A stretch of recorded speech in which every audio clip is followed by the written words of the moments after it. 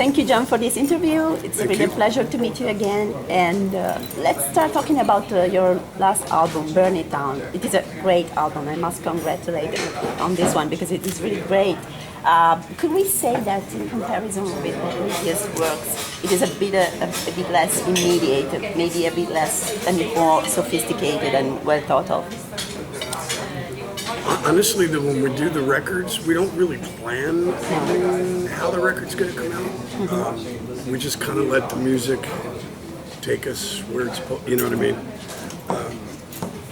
I think the thing that's different between this one, I think this one is a little heavier at times in some ways, but it's also more eclectic than the last record. The last one was just bang, bang, bang, bang, bang, bang, bang. This one, there's a ballad, and then songs like Judgment Day and Burn It Down are very different moods in the song. So I think this one's a little more eclectic, and it's just wasn't planned.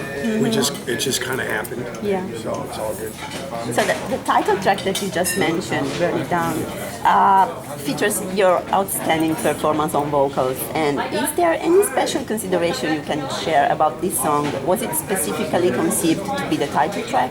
No. It was. It just we were kind of.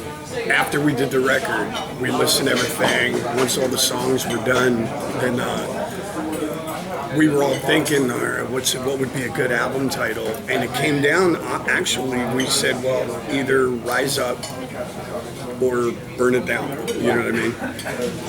And everybody seemed to like the concept of Burn It Down, which is, it's weird, lyrically, it's just about new beginnings. Or, you know, there's, I don't know how to explain it. Basically, if you want to, sometimes if you want to move forward, you have to back up, start over, and then, you know what I mean? So we use a metaphor, like strike a match, burn it down, and then rebuild again. Okay. So everybody liked Burn It Down, so that's what we call it. You know, so far so good. Yeah. It seems like it's working pretty good. And Easton, the opening track of the album, Resurrected, perfectly combines your typical 70s groove with a more modern rock sound. Is that correct? How did you achieve that combination? You know, it's funny. Different people hear different things. Yeah. But I always looked at it like it was maybe like old Aerosmith with maybe Velvet Revolver. Yeah. But then Marty, our producer, he thought the end was very reminiscent of Live and Let Die by Paul McCartney, The Wings. You know what I mean? So it's, you know, everybody hears something a little different with it. You know what I mean? It's cool. I love that track. That was great. Me too. Awesome. Sorry about the noise. This is what we call the catering area of the venue.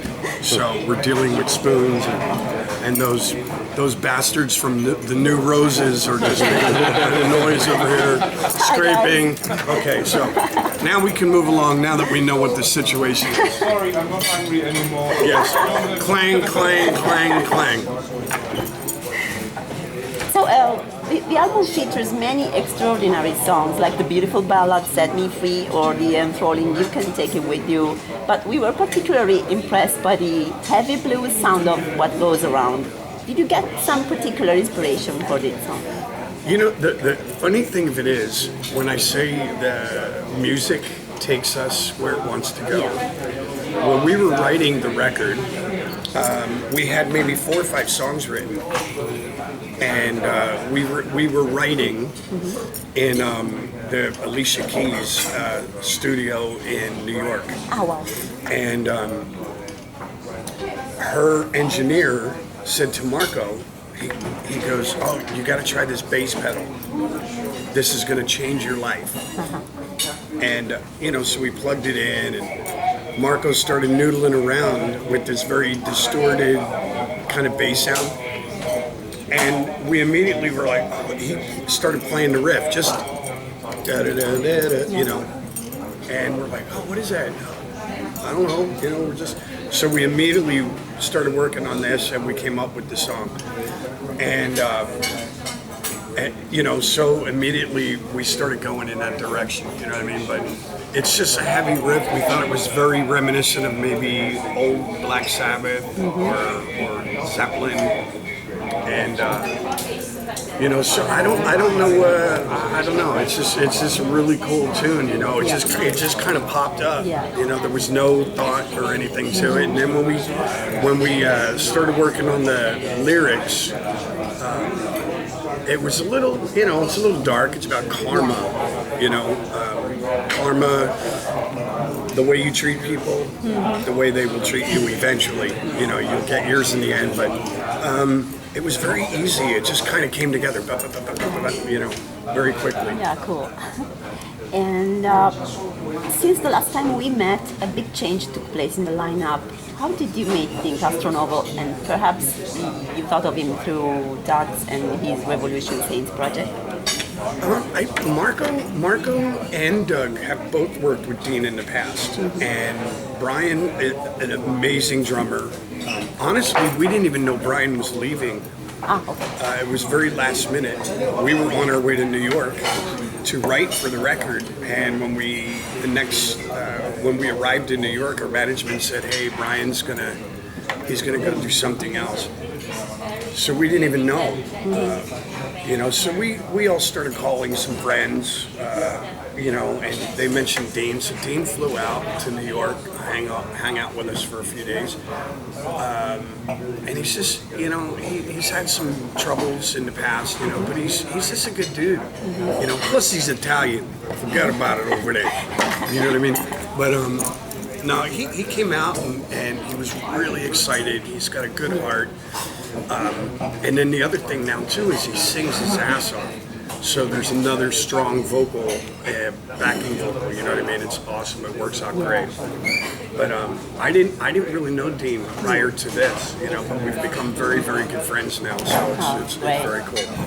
Italians got to stick together. You know what I mean? And over the last years, the Dead Daisies have been rather aggressive in terms of promotion, marketing, and it seems to be working very well because the band fans are in constant growth. And each tour you played in front of a larger crowd and in bigger venues. Fancy that we recently discovered that in Italy we have a tribute band called the Dead Daisies, which plays your songs. And so how do you feel about it? I think it's cool, you know what I mean? Honestly, like, we're kind of blown away at this point. We just did the entire UK portion of the tour was sold out. And all of the shows so far on the European run have been, if not sold out, close to it. So it's been pretty consistent, steady, and we're definitely seeing a growth every time we come back to Europe. There's, you know, it's bigger and bigger and bigger. So it's we're very pleased with it, and we still, I mean, we're just getting started this year. We've been on the road for maybe 5 weeks. We still have Japan, America, South America, like all these places for another year. Plus we're coming back to Europe 2 more times. Wow, cool. June and July for festivals, and then we're coming back in November and December. Great. So we're keeping our fingers crossed. You know, the music business is so weird nowadays. You know, so if you can make any kind of a dent at all, it's a good thing. So we're just very pleased, very happy, and you know, can't wait to see maybe what happens by the end of the year. You know what I mean? We'll see. And going back to the very beginning of your career, what song or artist made you decide that you would become a professional musician? You know, it's so weird, music. You never know if you're gonna become a professional musician. I mean, there was a while I was like, I don't know, you know, because I didn't get my first record deal until I was 29, you know, and it's crazy, you know, you see these, you look through magazines and you're like, oh, Eddie Van Halen was only 18. And then you go, oh, Led Zeppelin was only 19 or 20 years old. You know, and so you never know when it's going to happen. But I would say sitting in my room as a kid, and hearing Paul McCartney sing "Oh Darling." I remember listening to his voice in the verse, and then that middle, that middle section, and I was like, oh, what am I hearing? And I was just obsessed with it at that point.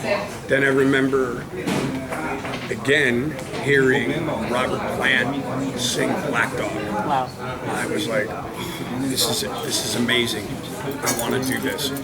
And then I really started to get, I started playing guitar, and then I kind of was like, I wanted to go play ball and ride my bike. But then when I heard Black Dog, I was like, I really want to do this. So McCartney and probably Plant, you know what I mean? Mm-hmm. And so. And I forgot, Greta Van Fleet. Too young. Too young. And your career encompasses many great bands like The Scream, Motley Crue, Brides of Destruction, Union, and ESP with Bruce Kulick. And are there any special memories you're particularly fond of that you would like to share? You know, it's funny. There's always something funny or some crazy thing with every band. You know what I mean? I can't think of one off the hand, but there's been little laughable moments with every band that I've ever been in. I think one of the funny things would be, and I was just telling the guys when we were in the UK. Yeah. I said, it's really funny, the UK English and the American English, it's both English, but how much trouble you can get into by just saying weird phrases or hearing a weird phrase and not understanding. And when I was there with, we did a show at the Astoria Theater with the Scream, and Walt and I, the drummer from the Scream, we went out, and he kept saying, I want to go, before we leave back to America, I have to have a Newcastle Brown and some whiskey. So we went to this pub, and this band Tiger Tails was playing at this club. This is years ago, So we're sitting at this bar, and we're having a pint and whiskey, and we're drunk. Okay. And this, you could smoke, so we're smoking. And this guy comes up to me, and he's got hair like this, and lipstick,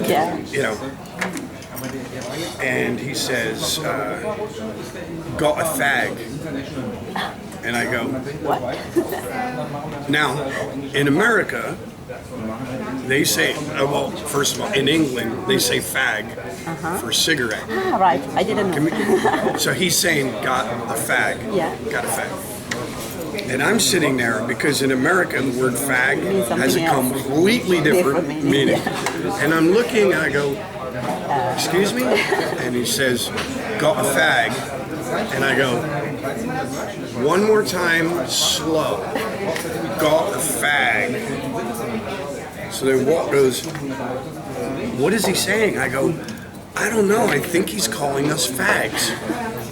And he got up and he just knocked this guy out. We got into this big fight.